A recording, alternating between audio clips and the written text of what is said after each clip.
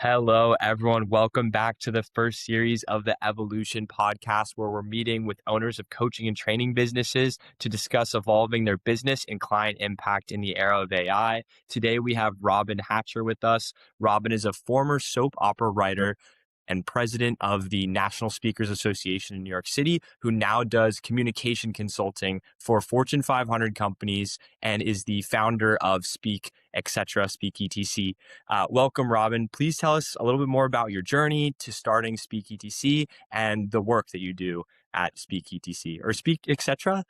How do you? Yeah, I go back and forth, to be honest. I think the majority of the time I say speak ETC because it's just easier to get out, I think. Speak, etc. Yeah. Yeah. I agree. So, yeah, thanks for having me, Ethan. It's a pleasure to be here in your first outings. And my journey, you know, every career has long journeys and every little piece matters. If you really wanted to dial all the way back to what my journey is my literal Feel free. nickname growing up was Shy. So that's the beginning of my journey because I was so shy that I wouldn't talk to anybody. And so what it sparked in me was this really clear way of observing communication because nobody expected me to speak. So I observed a lot of communication and I learned a lot by what I observed. And as I started to grow and wanting to get out of my shyness, I fell into acting because my mother had tried to get me to be less shy and sign me up for acting classes. So from that acting, I really became a professional actor. I was a professional actor for over 20 years. And I started writing for the 2 daytime soap operas when I was transitioning out of acting a little bit. So I wrote for All My Children and One Life to Live. And while I was acting, I started teaching English as a second language as a side gig, because we all have those journeys, those side gigs as an actor. And from there, I discovered my love of public speaking and helping people to communicate better because I was teaching these adult students at the City University of New York, and they all just wanted to be able to have conversations. They didn't care that much about being grammar perfect or all of that vocabulary that we needed it, but I saw a way to help them feel more confident so that they can communicate. And I developed my own course there. I developed a course on just public speaking for my second language students, and that really took off. And what the college, Brew College, saw the success for my second language students, so they had me come in and do native speakers. So I started teaching native speakers public speaking. And from there, I became this public speaking presenter, taught it for years and years. I still do a lot of presentation skills training. And from there, I started leadership training. I was trained by a really great organization to start teaching leadership skills to some of the human services clients that they had. And that is how I evolved into what I do now, which is communication strategy and all of that. And so recently what I've done is combined all of that history, my acting, my soap opera writing, my leadership training writing, and my presentation skills to create opportunities for leaders to get rid of the drama, lessen the drama, deal with the drama in their workplaces and in their lives. So there you got it. Gotcha. And just so that our listeners have context, or if somebody might be interested in your services, could you give just like the high level of what communication coaching looks like and what maybe some components of an engagement might be? Right. So for my executive coaching, my individual coaching, it can span from somebody needs to do a presentation to someone needs to lead their team better. And so executive coaching in that context, like just today, I had a client who is in real estate. And her company came to me because they wanted to up level the way that she interacted with the developers and all of that. So I work with her on maybe a role play of a conversation or a presentation that she would have with one of the developers or a team meeting. And there we would role play. I would give her feedback. I record that feedback, and then she does it again, and she elevates her presentations all the time. Sometimes it's vocal quality, sometimes it's content, sometimes it's clarity. And then with my other executive clients, sometimes it's about I find out what their teams are like, what their team needs are, where the conflict is. I have an assessment tool that I ask them, like, where are they now? Where do they want to be? What is their value? What are their values? What is their vision for their leadership? And then we go and dissect who is currently on their team, where the friction comes from, and how you can learn their particular communication style, something I call my actor types. What is Mm, their communication style? How can you better reach them through that communication style, and knowing your communication style? So how can you get through to them?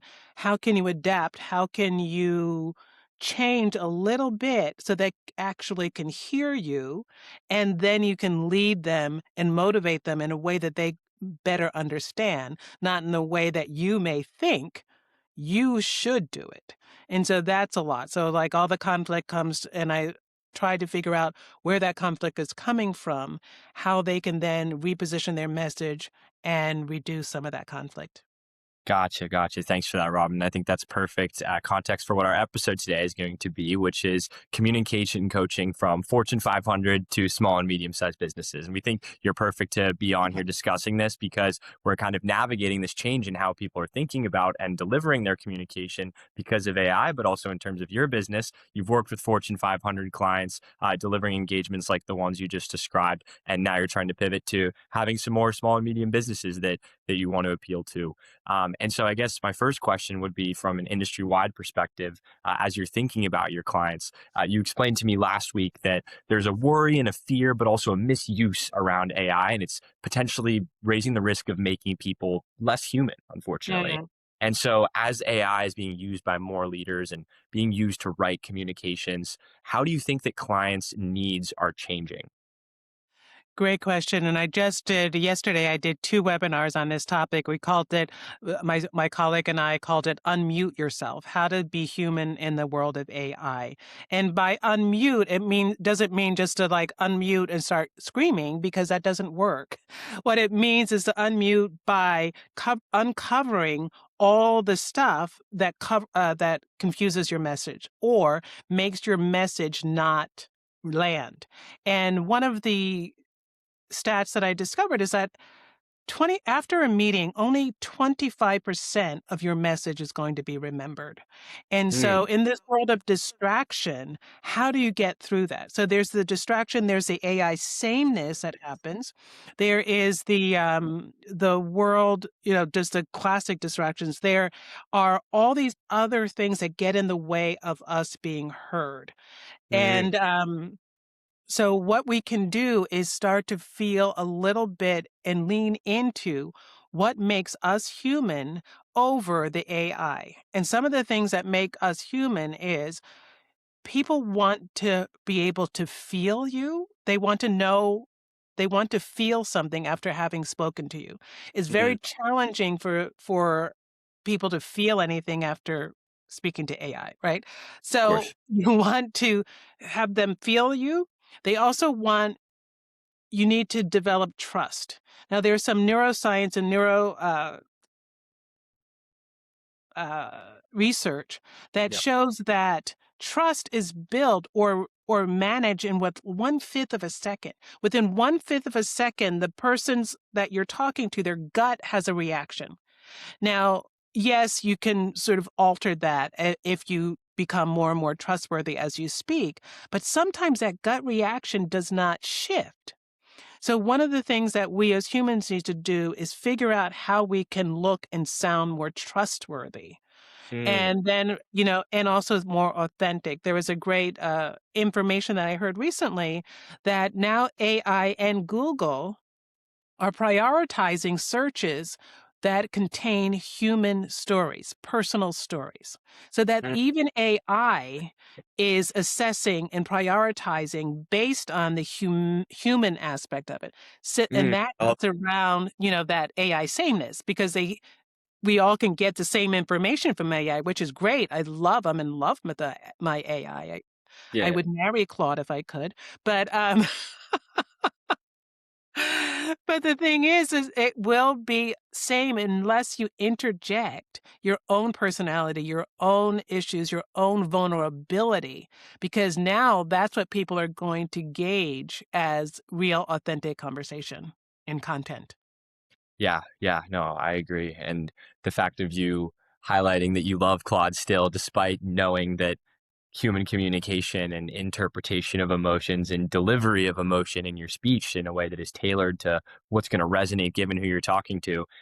It's such a complicated thing, right? Because we've got Yeah, valuable use of AI, but yet, like, debatably, the human focus is even more important, I guess, in terms of the actual types of communication that go on in the workplace. Have you thought about what things you think make sense to be delegated to AI versus need to have an increased focus on the human communication and delivery, and how you might guide clients to like navigate like what the line is between communicating using AI and right, right, human right. communication. Yeah, that's a great question, and I believe AI can do a great job of sourcing information that you need for research. I Hmm. believe that everything that is sourced, however, needs to be checked and humanized, so to speak, right? And Hmm. there is a really startling story. I don't know how widespread it is, but it was, oh man, one of those huge management firms had outsourced their financial reporting to AI. It was an Australian version of it. And it came back all wrong. Nobody had checked. Nobody had double checked. Oh And it was God. one of the big firms. I think it was like Deloitte or something, but it was a big firm that like ridiculously did not really go over the numbers. And so that created this huge ripple effect of how can I trust this company now? So that's not what you want to delegate. And if you do delegate it, you need to go over it. The other Yeah. thing is like I work for a lot of companies that, especially in human services, like in government needs to really get on board because I work with so many executives who are burnt out because they have to do these ridiculous, tedious administrative duties. They have to check all of these boxes. They have to do all of this really um, recording. And yes, it's important to keep some of that information private, but what they're really good at is helping the individual that they're assigned to help. And yet they're being asked to do all of this paperwork that could easily be outsourced and then checked by AI. And it Yeah. drives me a little crazy because they're under resourced, they're understaffed, and all they need is like to just delegate a little bit of that out. And you could save the burnout on some of your employees. Yeah, yeah, no, I totally agree. The government definitely needs help in terms of AI. I thought about having my like customer, like I'm in DC, right? So I was like, oh, should I go Mhm. after governing bodies? And I decided I'm gonna wait until I grow more because I feel like there's this huge just compliance like Right. aspect of it. And they want to have a high sense of security. It's like, well, then you got to invest more, but then they lack the resources. So it's just kind of Yes. this like dog chasing its tail phenomenon. And so it's definitely a harder um, egg to crack, but it's definitely worth being done, and Yeah. people are going to start doing it hopefully. So hope we see that get flushed out. I guess like just diving a little bit more into that question, I was thinking a little bit more tangibly, right? Like I worked at a big consulting company and I'm thinking of the different types of communications that occurred throughout the day, right? There was like the check-ins, the team meetings, client-facing meetings, and like I felt like there were certain instances where perhaps certain things could have just been like done by AI in terms of communication versus I wish there was some damn better communication in other instances. And to me, it's a Mm, prioritization thing. And it's like if you earn back your time by communicating things that don't require real attention with AI, you can deliver more attention and more emotional regard in those conversations that do matter. I'm just curious, right. like, given that like one of the main types of coaching you do is working with managers and executives, like, have you thought about almost like mapping out a framework for your clients to be able to make those decisions on what to prioritize? Yeah, that would be an excellent thing, sort of like a rubric of what to prioritize for sure. And because you're right, there's way too much time and energy spent in meetings and meetings about meetings and all of that. Oh So to gosh. really, We'll circle back on that one, Robyn. so figuring out and this goes with communication as a whole. I mean, one of the things that makes us human, and one of the tools that we need to really get clear on, is why we're communicating. So I feel like if every company, and so here's where one of my soap opera analogies come into play. Before you can write any soap opera, you have to study something called the show Bible. And the show Bible is a history of everything that's ever happened on that show and the history of all the characters. Now, Mm, I feel like a lot of companies do not have a clear, distinct show Bible. I And love it. that's getting Yep. to your point. So the show Bible is, this is what we need. This is what we're about. This is how we're going to go about things. And then that's it. So when you confer with your show Bible, is like, now, is this meeting going to really help our purpose? Because every show has a purpose. Every show has a reason why people gravitate to it, why people tune in. Every company has a reason why customers go to them or clients go to them. It is that reason why they're going to tune in or why they're going to tune out. So the sharper you are with that, then every time you have a meeting, is this really important?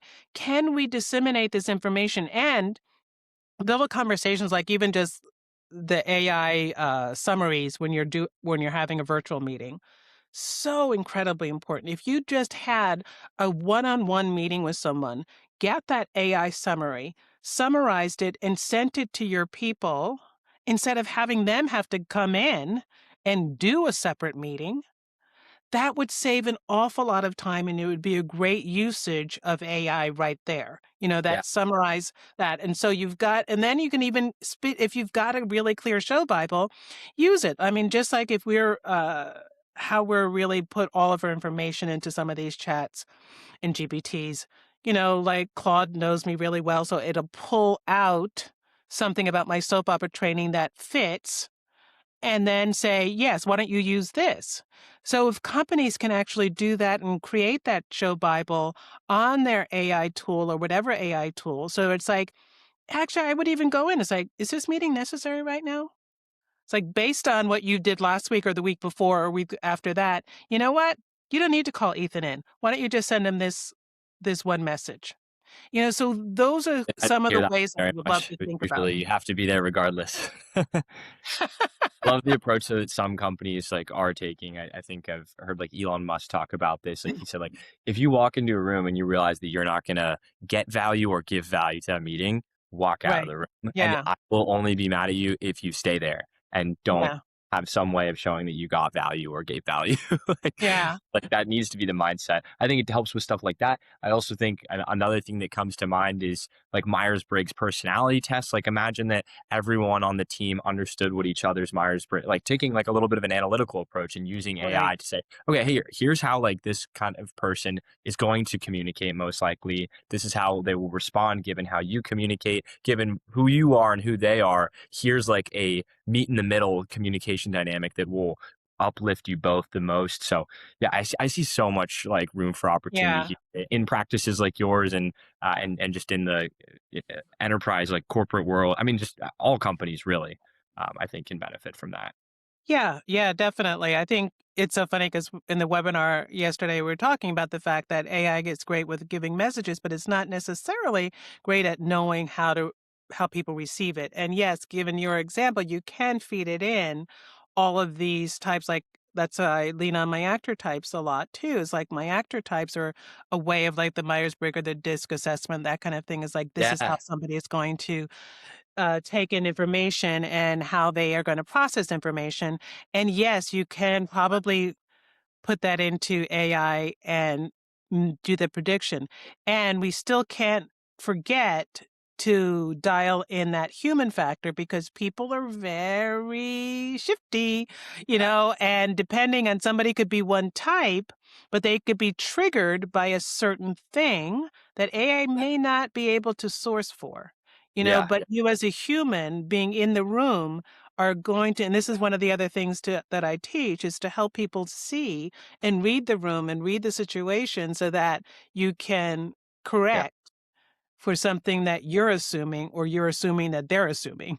Yep, yep, yep. I see like just such like a beautiful blend, like as your business continues to like grow and evolve with AI of like figuring out how to delineate communications, focusing in on the human style communications, leveraging AI to understand how to like to use it as a tool for improving human Right. communications, right? So like AI is good for executing human communications and decisions that don't need to be human that relate to comms. And then for the comms that need to be human, okay, how do we use it to triple down Right. on Right. being as effective as possible? Yeah, yeah, Yeah. uh, And I'm thinking also you could even create a rubric for like once you use an AI tool, what do you need to now go in and adjust? It's mhm, like I've used this AI tool for communication, but this area you're going to go in and look at it and make and personalize it. yeah, Because a lot of times we just look at it and say, "Oh, this is brilliant." I remember in the early days, it's like, "Oh, this is brilliant," and then like a week later, I read it back, it's like, what? This is such crap. It's like I needed to really get in there. yeah, So it's like, and a lot of people will just depend on it. Like a lot of things will just depend on it. But to give little cues on, like this section, this needs a personal touch. oh, When you're talking about this, you need to go in and make it more relevant or make it more specific or make yeah. it more related to what our purpose is. Gotcha. No, it makes sense. Okay. We've talked a lot about like the dynamics of what you do with your clients and what can be done with your clients, like leveraging AI versus where it really shouldn't Right. play. I guess I'm curious a little bit more as we like start to get in this conversation here about your business. Um, you said that you're industry agnostic, but also that you've loved working with like tech and project management teams. And I think there's like this archetype of like smart people that need people skills, you said. And so I'm curious, like, as you like plan to target a little bit more small and medium businesses in addition to your Fortune 500 clients that you have, like, are there any industries that you're particularly drawn towards and why? Mm. Yeah, I think the industries I'm drawn towards might be those tech industries with a lot of smart people, financial services industries, because that's an industry that is constantly in your face. There are Yeah. just so many financial services people out there, and it gets to be so much sameness. And the thing is, we're never going to be able to get rid of financial services completely. They're probably always going to be around, financial services and insurance and all that. So for them to continue to blend into sameness is going to be a death knell. Hmm. So, being able to help those type of organizations find their best way of communicating, find their way of establishing themselves, I think is going to be really important. And that important work around technology and AI, it is going to be so important work and it's going to be so nuanced that I want everybody to actually be able to see the nuances. And Yeah. for what happens is a lot of people, you can't see the water that you're swimming in. And this is what happens in these Fishbowl.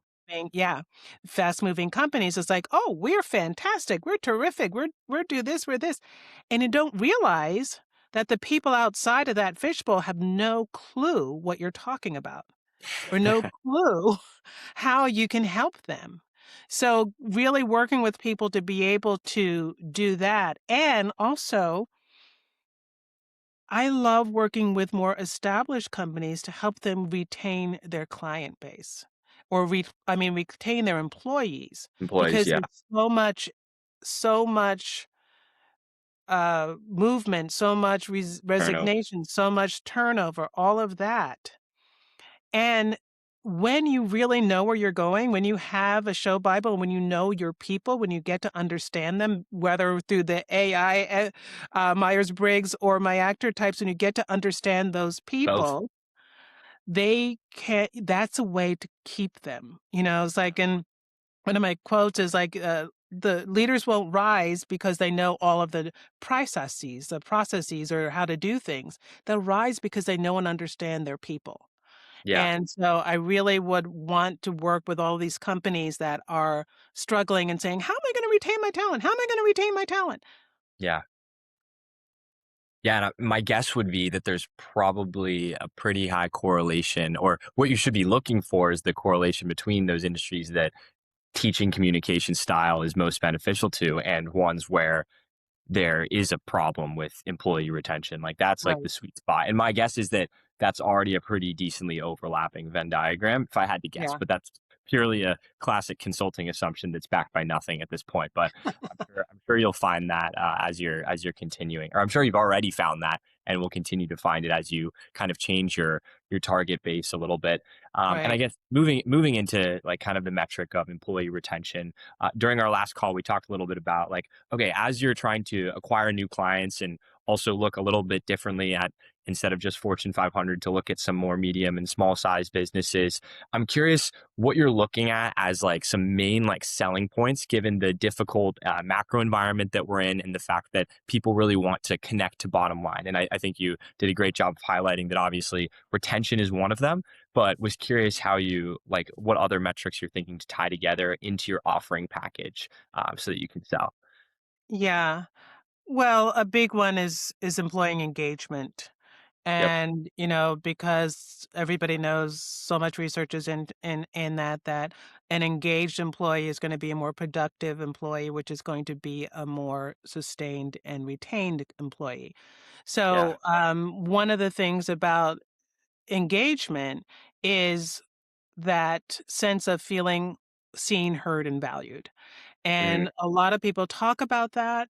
And I believe that it is one of the most critical things that a leader these days can do is to show that their employee is seen, heard, and valued so that their sense of acknowledgement is raised and therefore they're more committed and more engaged and productive because then they feel as though they are a part of this company, not just a cog in the wheel of a money making machine.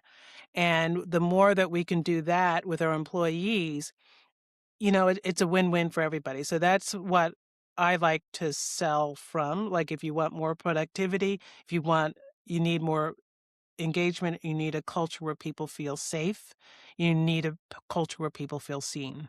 I totally resonate with everything that you're saying. And yeah, all things engagement related are going to correlate with retention. And it's definitely Right. like this matter of what's the formula, right? And like what is your unique approach and how does it derive the best results within that formula and being Right. able to make it tangible. I actually was Right. just thinking in terms of like the Myers-Briggs things, like there's almost certainly some research of instances where teams have converted to implementing like Myers-Briggs to, and I actually like went quickly, did like a little search, and there is some studies that have been teams have adopted Myers-Briggs into their communication and Mm. like have seen improved engagement, right? So I think there's just so many ways that are probably unique in the coaching world to do more than just say, you know, I have this great business. I have this experience with these clients. They've said it's helpful, right? It's a way to move from purely referral based business and engagement or client acquisition to, hey, I can actually prove out how I improved engagement and ultimately retention. Here are Right. like my metrics that are tied to my unique framework. So, Mhm. uh, yeah, I'm curious, like, have you, or I think we talked about this last week that there's not necessarily like a case study with like unique data that or like research data that you're able to pass on yet. Have you thought about how you might create that with an existing client and take that forward as you're trying to grow your client base outside of just a referral network? Or yeah, just any thoughts for a little action playbook there? Yeah, I mean, I'd be willing to play around with some things, and I know that there are ways to do that, and I've not landed on anything right now. Right now, it's all anecdotal, Yeah, and it would be interesting to see if it could go beyond that. Whether it and the other thing that sorry, a little warm here. Um, I good. the other thing that this is my no drama fan. I love Um, that. I love that. It's also um, it's so big, like, that's definitely not one of those fans where you're not getting good bang for buck on hand motion, but no, no, that and thing's doing the yeah, work. with me at a party, people always, like, hover around me to get to downwind of my fan. That's Um, with me. I've been that person. Yeah.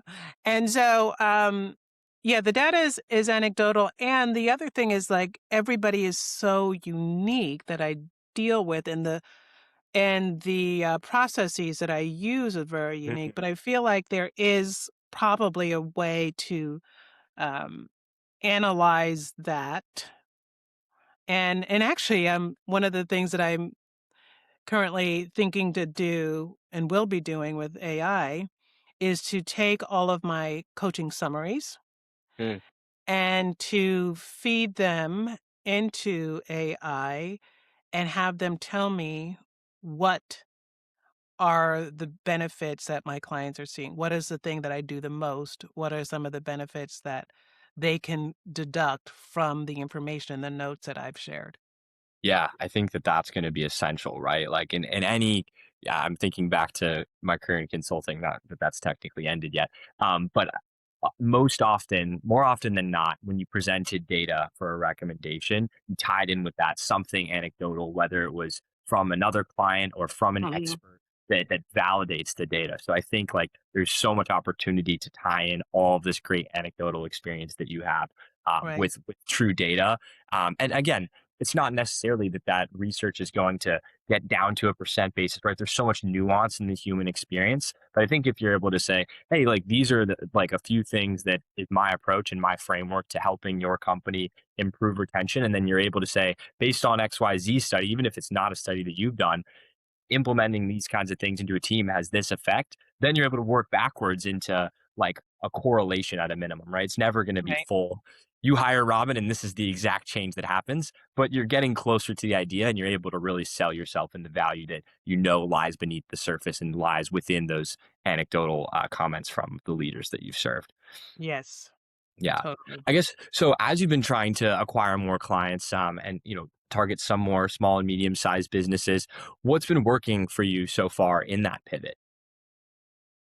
Uh,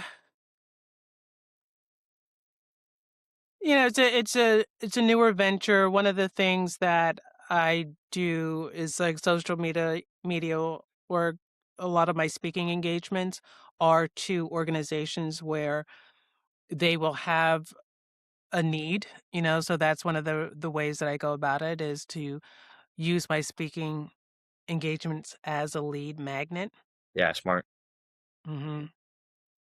So Yeah. the engagements are, I'm sure, enjoyable for you since you love public Love speaking and it. it's Yeah. it's your background. So you get to do something that you love and then obviously go and connect with people. Gotcha, gotcha. So I know you've done like roundtables and Mhm. engagements like that, and then also doing direct outreach. And like one of my thoughts is like all these things are great ways to connect with people, but they're all like very time intensive, whether it's that you're Yeah. traveling for a speaking thing, all the preparation that goes into it, talking to each person after, having to then track every interaction that you have. Well, right? Yeah. It's not something that's directly on like a Zoom recording where you can use your AI notes to keep track of Right. Yeah. everything, right? You're there on the ground. You better have a notepad. You know what I mean, right? Like Yeah. it's a lot to manage. So I'm curious if you've thought about how AI might be able to play a role in making your time and dollars spend. I have totally thought about it, and there are so many ways of scouring AI for information, getting your website up to being AI searched. But I haven't actually, there's so much that it's really difficult to land on Yeah. or trust in anything, right? But yeah, so it would be very interesting to find something that, I mean, it's not that I'm asking for foolproof, but something that I really can see the ROI of. Yeah, yeah. I mean, it's definitely like a mixture of sorting through the crap and like trial and error. Like my Yeah. experience, like as I've been working on my business, is like my whole social media page, and like every time that I go online, all it is like advertisements and things that have just adapted in my feed to the stuff that I'm interested in and thinking about and spend time watching. And I'm just like, oh my gosh, there is so many options out there for I things know. things to do. Yeah. And I think one of the great things that I will say, like, about AI is, like, because of the power that it has, there really is a lot of potential in a lot of the things, right? So, Mhm. like, and I've realized that with my business, like, half of the battle is just starting and like picking something Yeah, for a picking good reason, right? something. Yeah, It's not that you just go and pick anything that you see on the internet, but it's like, okay, there's intrinsic value in a lot of these things. Which one is most likely to apply to me and like right. my business, and then like work backwards into something that Yeah, makes financially. But yeah, I mean, it's definitely a challenge despite all the yeah. opportunity that lies. And it's like hiring a person too. It's like somebody gave, I can't remember who it was, and I think that's what they said. It's like give everything like 3 to 6 months and then reassess. Just like if you're hiring somebody to work for you, you don't necessarily give them a first year contract unless they really, really win you over. But like sometimes it's like let's give it a trial run. Let's try this app or try this idea for 3 months solid and really work through it and see if that's going to work. And then if it does work, that's great. If not, let's try something else. Yeah, yeah. Have you gone down that path, and are there any things that you have tried or have purposely not tried? Um, well, I belong to a couple of different groups that have created their own GPTs, Mm, so that it just makes it easier to find speaking gigs or consulting gigs, and I do. Then you have to use it. I know someone who's created a great search engine. It's called Intel Engine, and it just sort of combs through things on the internet so you can look for particular type of company, find the managing agent, all of that. So there are those things that can be really, really helpful if you use them consistently. yeah, yeah. And what's been your experience with that? Like, obviously, like a manual, it's like a much less manual and quick process to going and finding somebody to get in touch with. But then I'm sure it's like okay, now I'm in Then touch. you have to Like then then you it have to starts, touch and then right? you have to yeah, Yeah, exactly. It's like yeah, a long process of yeah, going from in touch to who might be interested. Okay, now they're right, interested. Now, like, oh no, but I just reached out to 100 people today. Like, that was a lot of work. Now one person responded. I just took, 2 hours to respond to them. Now I'm not hearing back, right? right, Like, right, right.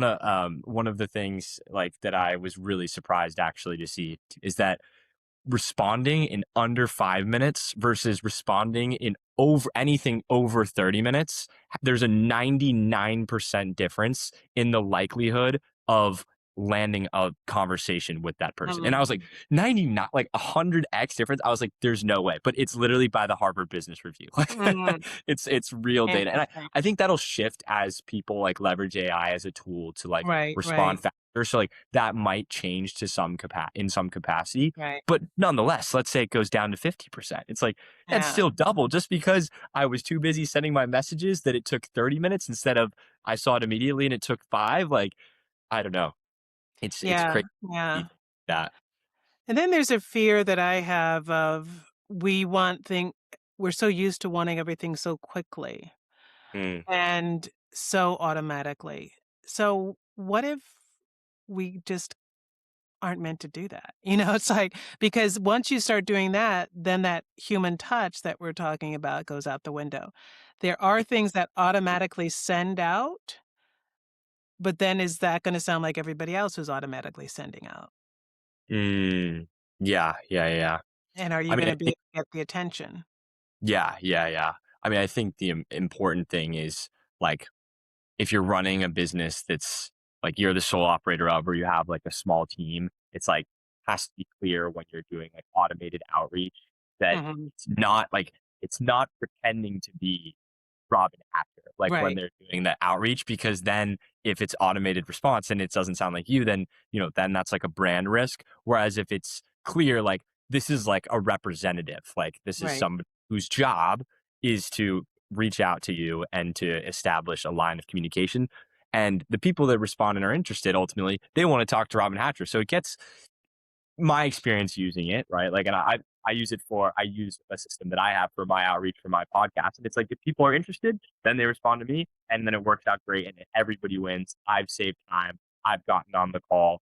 People enjoy the podcast. And so it's like, it's a win-win situation right. if done the right way. So yeah. Totally, And totally. then I guess, let's see, what else do we have here? I think we talked through so many of the questions that I already had in advance in the earlier section by just going and going, which is fantastic. I love when that happens. I guess, so you said you want to be the go-to communication and leadership consultant. So like looking forward 12 months, where do you want SpeakEtc to be? Like what does being the go-to communication and leadership consultant look like in your eyes? Yeah, I'm not asking for a lot. I'm asking for some major companies to have me on retainer that I can really give coaching, client full on training and facilitated training, being that person that they can call up and get advice from. That would be ideal if I had three companies that I can have that relationship with. Yeah. The other is to be able to be that thought leader in the speaking world so that my content and everything else is available for the people who may not want that one-on-one touch or that training or may not need that training or consulting. So that to be that thought leader that either like I'm not doing a podcast, but either has the advice available, maybe even an AI bot that a lot of people are doing that now. They have their thought leadership in AI that people can then have an app and get information and get training from them, which is actually from their material, but not them personally from an AI agent. So that might be something. Yeah. Gotcha, gotcha. And then if you had to think of like the one hurdle that's in the way of getting to and achieving that vision and you can magically overcome it, what do you think that that hurdle would be for you? Me. Oh, you're standing in My, your yeah. own. Elaborate. I am my own hurdle of just not consistently doing what I know I need to do. So I really feel like that is the major hurdle. Could you elaborate on that a little bit more? What's the like what is the Um, thing that you know you need to do more of that you're dragging uh, on and why are you dragging your feet on it? yeah, I guess it's choosing what I'm focusing on, staying consistent with the Mm, focusing and consistent with the outreach. Consistency is not my friend. mm, Um, as much as it should be. So that I think is the main hurdle of being consistent or finding a way that will make me more consistent. yeah, I know what you mean. As a solopreneur, when you're wearing so many Yeah. hats and you're doing, I mean, ultimately, it's like, what are you doing with your business that you're really passionate about? You said consistency like hasn't been your friend. It's like, well, that's because your friend is your client and the Right. people that you're on the ground working Yeah. with. You want your focus there, and I'm sure you're probably. My guess would be you're probably able to be consistent when you're on the ground working with a client team, right? Like, Exactly. Yeah. that gives you energy, despite the fact that you're giving out energy to everyone else. Whereas the running the business and getting the clients, like you said, and being consistent on a way of doing so, like it's hard. Yeah. Yeah. Yeah. It's the challenge. Well, it's a challenge that you will overcome, Yes. and I'm certain of that. And it sounds like you've helped so many other companies conquer their challenges that they've had. And I guess it kind of brings us to the end of the episode here. And it's been great having you on. I think one last thing our listeners would love, to be able to reach out to you and learn about your company. I think you also have a book, Standing Yeah. Ovation Standing or something. ovation Standing Ovation. presentations. That's right. Yeah. That's right. Yeah, you can find out all about me and my company and even take the archetype quiz on my website under the resource page. My Mm. website, Robyn Hatcher, robynwithay.com. And I'm also most active on LinkedIn. So you can read my articles, find my post on LinkedIn under Robyn Hatcher. Fantastic. Well, Robyn, it's been a pleasure having you. Thank you for being Yes. here. And to everyone who tuned in, I hope you enjoyed the episode, and I'll see you next time. Bye. If today's conversation resonated with you and you're looking to learn how business leaders are driving value using AI, make sure to hit subscribe. Feel free to check out our other episodes. And I've also left my LinkedIn in the description below, so you're welcome to connect, and I will see you next time.